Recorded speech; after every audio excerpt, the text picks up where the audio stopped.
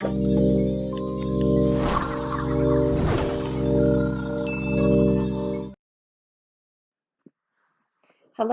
my name is Candy Teeferteller, and I'm the Director of Physical Therapy at Craig Hospital.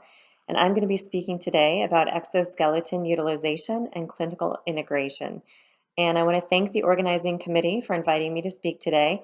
I'm sorry I can't be there in person, but I hope that you'll get a little from this PowerPoint as well. In terms of objectives, I would like to discuss the clinical integration of powered exoskeletons to date, review some case studies utilizing a variety of exoskeletons in the outpatient rehabilitation and at a community fitness center. And then I'd also like to discuss findings from a recent feasibility study that we completed at Craig evaluating exoskeleton use in individuals with spinal cord injury. So when I first walk into a patient's room after they've had a spinal cord injury, the first thing they generally tell me is that I want to walk again. I found this picture on the left from the archives here at Craig. It was a gentleman in 1964 who was learning how to walk again with long leg braces. If you look at the picture on the right, I took these pictures just a couple of years ago. And what's starkly interesting to me is that the technologies between the two pictures, which are over 50 years apart, are very, very similar. They look almost the same. If you look at the body position of the individuals who are trying to use them, they also look very similar. The arms are held in extension, and we're putting a ton of pressure through the shoulders, and then the hips are also in hyperextension. So the reason I show these two pictures is just to demonstrate that the technology to help individuals with motor complete spinal cord injuries walk again really hasn't improved in many, many years. And I'm excited about some technologies that are now on the horizon that may make this possible. But if you look at these pictures, this first video again is that gentleman who is learning how to walk with KFOs or long leg braces. You can see how difficult it is for him to do that. And then you can also see on the video on the right, this gentleman is walking with a reciprocating gait orthoses.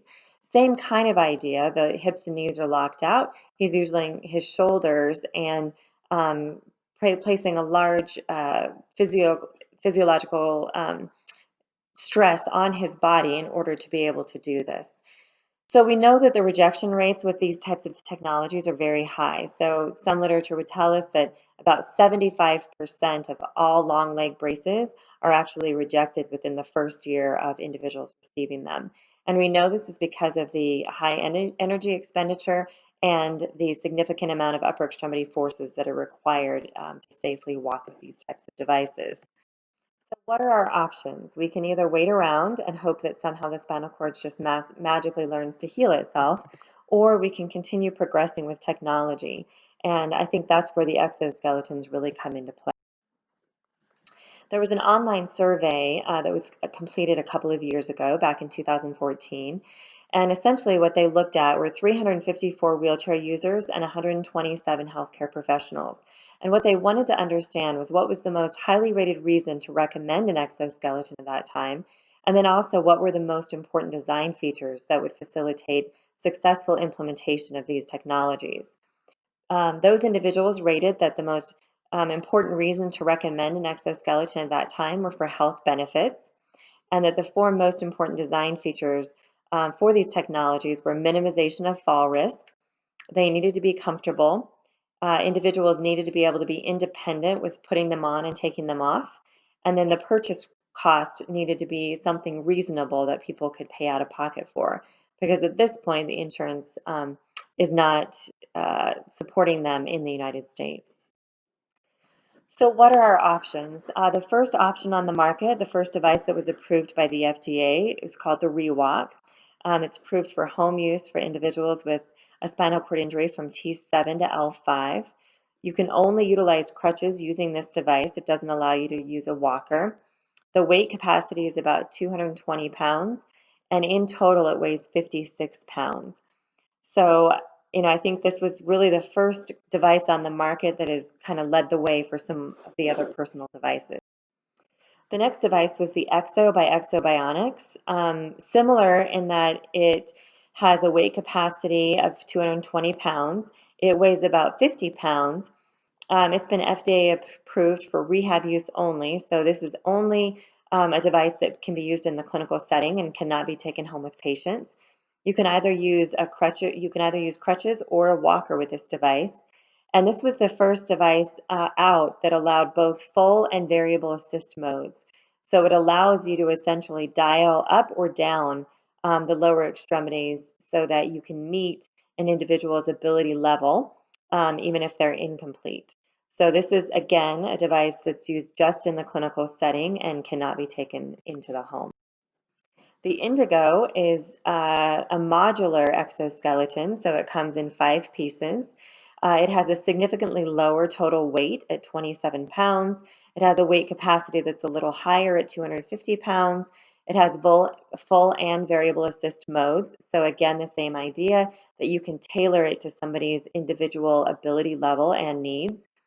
You can also use crutches and a walker with it, and it is approved through the FDA for home use for individuals with a T3 spinal cord injury and below. So this, as a home device, actually has a little bit higher indication or has a higher indication for somebody with a spinal cord injury than the ReWalk device, which is also approved for home use.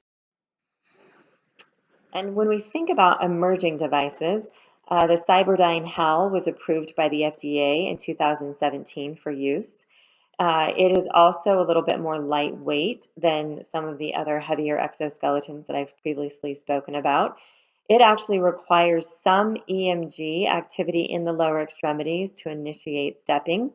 So there, we place electrodes on the legs, and then it's looking for some sort of a signal that would allow that stepping motion to occur. The company requires that the individual is tethered while they're in the system. So they would either be in an overhead body weight support system over ground or in some sort of a treadmill-based system that also has body weight support. The middle picture is the Rex, which is not yet FDA approved in the United States. I think, although large and pretty heavy, we're excited about the fact that individuals may be able to utilize it without requiring an assistive device, which would require upper extremity function.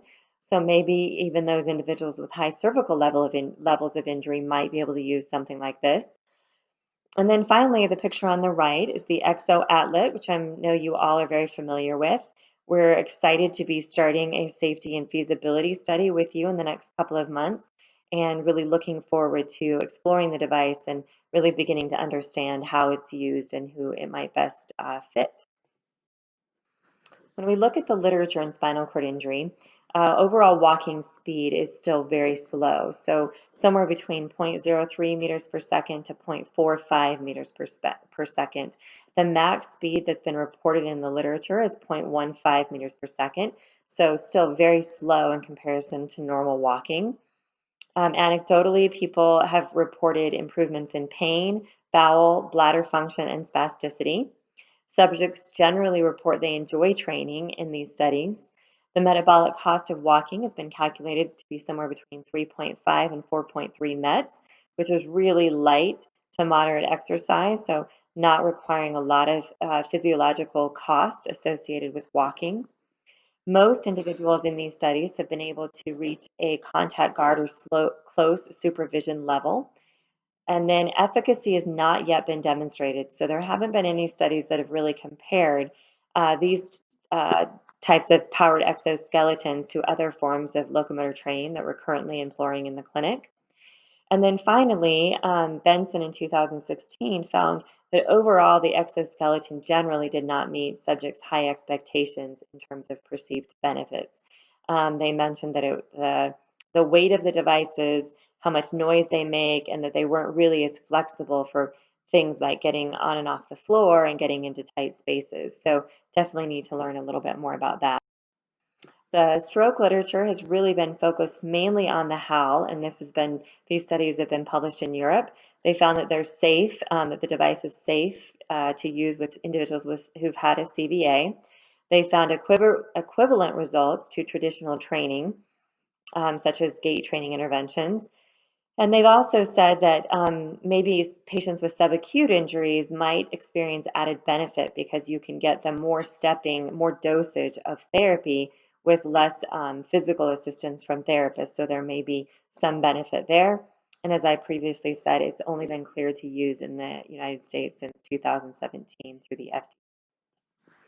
So the big question that we're all facing is, how do we implement these devices clinically, and who are they best suited for?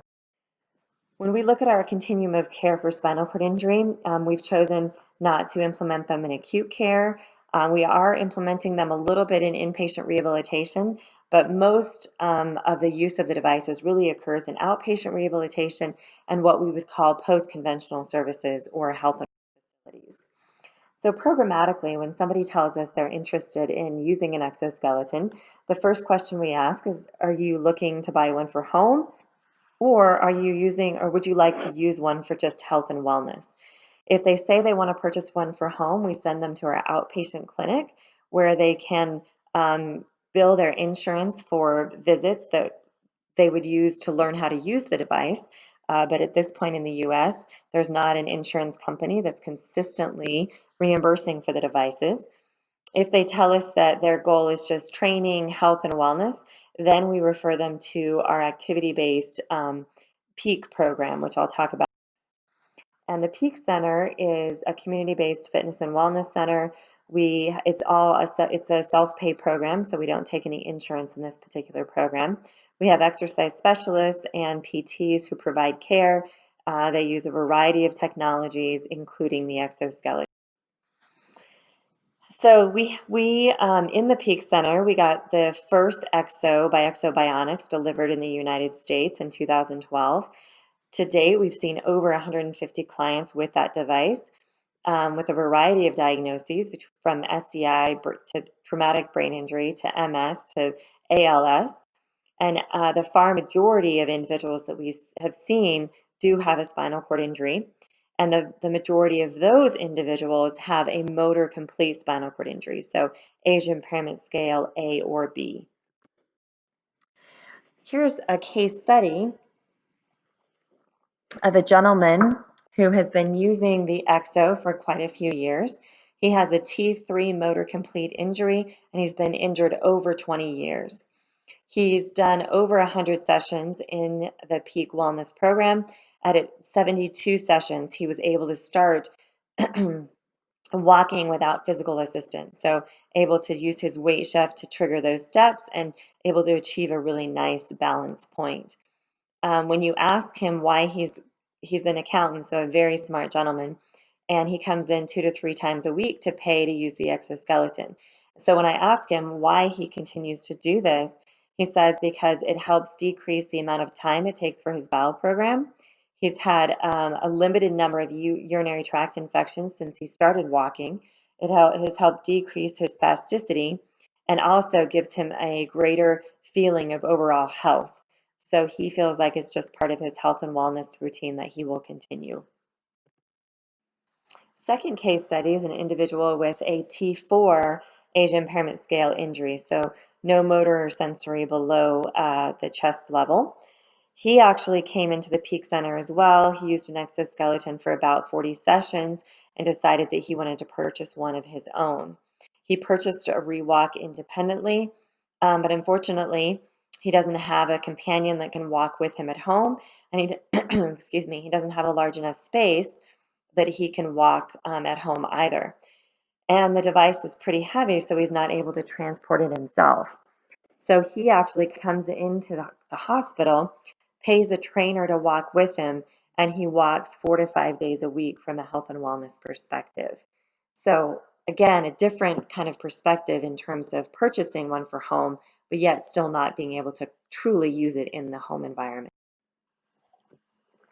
The last case study I have is a gentleman who received a ReWalk through a grant.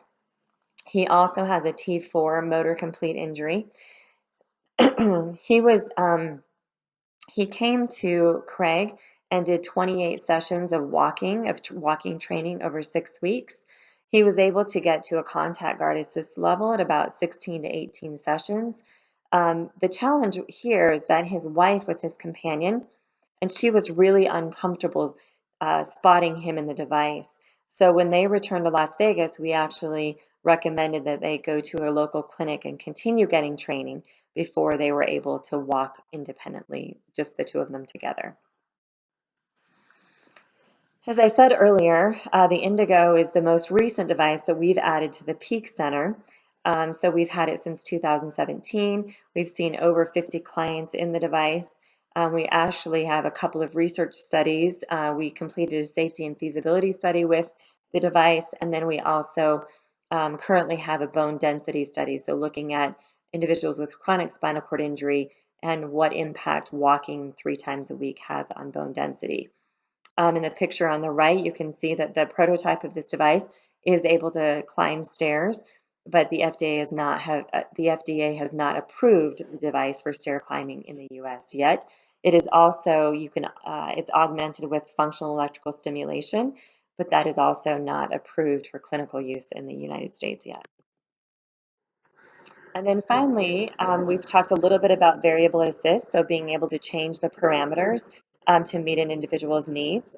So this young lady had a stroke, and we're able to essentially turn up the assistance on her more impaired limb and then decrease the assistance on her less impaired limb. So I think we're really excited about this feature of variable assist and looking for opportunities that it may not only compensate for lost walking, but actually help improve somebody's walking ability. So I wanted to just quickly review the multi-center study that we were involved in with the Indigo. Essentially, we were just, again, looking at safety and feasibility outcomes for 34 individuals with spinal cord injury who completed the trial. These individuals did about 26 sessions of actual training with a 1-session follow-up phone call. They spent about 45 total hours in training over that time period. And what we found is that there were 66 adverse events out of the 918 walking sessions, with only 11 of those being related to the device.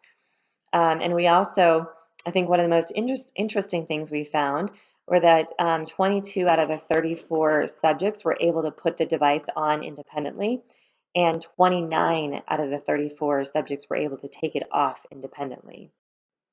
When we look at walking speed, another interesting finding was that there was no difference between indoor and outdoor walking speed, yet walking speed showed a significant improvement from the midpoint walking speed to the final walking speed. When we look at final indoor and outdoor walking speed, individuals with age impairment scale A, so motor complete injuries, actually had a little bit higher walking speed than the other categories. Although if you look at the numbers, it was also had the highest number in that group, so there could be some impact that may not be just related to the impairment scale.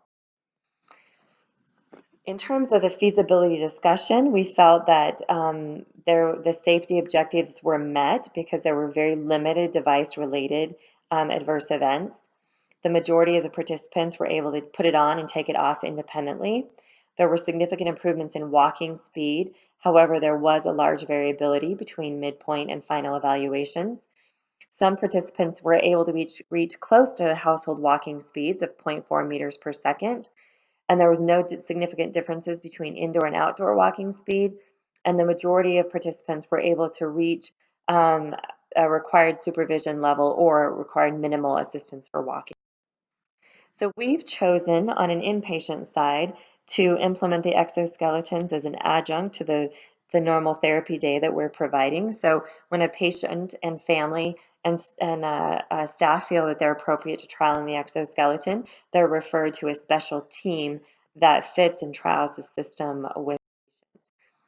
I think overall, in terms of take-home points, safety and feasibility has been demonstrated in exoskeleton use in both stroke and spinal cord injury. Recent exoskeleton variable assistance options may be beneficial for training walking recovery after stroke and traumatic brain injury. And studies need to be completed to evaluate exoskeletons in comparison to other forms of locomotor training that improve walking recovery. So specifically other types of treadmill training. When we consider clinical integration of this technology, we have to consider the technology cost. Right now, insurance does not cover this in the United States, and it's too costly for most people to pay out of pocket for. There's staffing costs associated with using the technology in the clinical environment, staff education. The devices need to be easy to use and they need to be durable. And then you have to consider whether or not you're having your primary therapist use the device versus bringing in a special team that may be a little bit more efficient in using the device. But in the end, all of these advanced technologies may provide more opportunities to develop alternate models of care, such as health facilities. So, as we wrap up, I think the big question is from a motor learning perspective, are these devices any better, or are they the same, or maybe even not as effective in helping an individual recover walking after an incomplete injury or stroke or traumatic brain injury? We just don't know yet. Are they ready to be in the home with individuals using them independently, or should they only be in the rehabilitation setting for now in the hands of clinicians?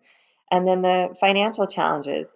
Most individuals can't afford to pay $75,000 out of pocket for a home device. So again, this may be a reason that they're not ready to be yet. While saying all that, I want to also express that I'm cautiously optimistic. I'm excited about how the technology has evolved over the last 10 years, and I'm really excited that it'll continue evolving and hopefully at some point allow people to make a decision whether they want to mobilize in a wheelchair or in an exoskeleton. And with that, I want to thank you for your attention today, and I hope you have a great rest of your conference. All right, thank you.